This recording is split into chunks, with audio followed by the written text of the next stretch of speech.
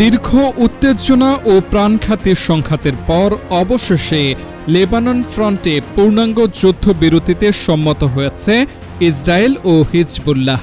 শুক্রবার স্থানীয় সময় বিকেল ৪টা, বাংলাদেশ সময় সন্ধ্যা ৭টা থেকে এই যুদ্ধবিরতি কার্যকর হয়েছে বলে বিবিসিকে নিশ্চিত করেছেন একজন উচ্চপদস্থ মার্কিন কর্মকর্তা। সুইজারল্যান্ডে যুক্তরাষ্ট্র ও ইরানের মধ্যে বহুল আলোচিত চুক্তি স্বাক্ষর অনুষ্ঠান বাতিল হওয়ার পরপরই এই কূটনৈতিক অগ্রগতি আসে। যুদ্ধবিরতি কার্যকরের ঠিক আগে দক্ষিণ লেবাননে ব্যাপক বিমান ও রকেট হামলা চালায় ইসরায়েল। এতে অন্তত 18 জন নিহত হন। অন্যদিকে হিজবুল্লাহ যোদ্ধাদের হামলায় 4 ইসরায়েলি সেনা প্রাণ হারান বলে জানা গেছে।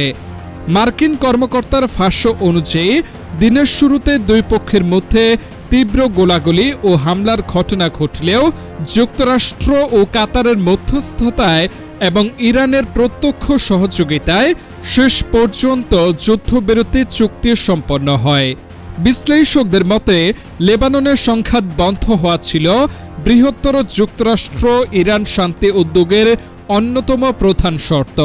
হিজবুল্লাহর একজন জ্যেষ্ঠ আইন প্রণেতা জানান, তেহরান স্পষ্টভাবে জানিয়ে দিয়েছিল যে লেবাননে কার্যকর যুদ্ধবিরতি ছাড়া ওয়াশিংটনের সঙ্গে শান্তি আলোচনা এগিয়ে নেওয়া সম্ভব নয়।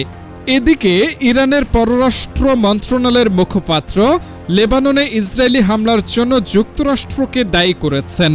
একই সঙ্গে তিনি সতর্ক করে বলেছেন, মধ্যপ্রাচ্যে নিজেদের স্বার্থ ও মিত্রদের সুরক্ষায় প্রয়োজনীয় সব পদক্ষেপ নিতে প্রস্তুত রয়েছে তেহরান।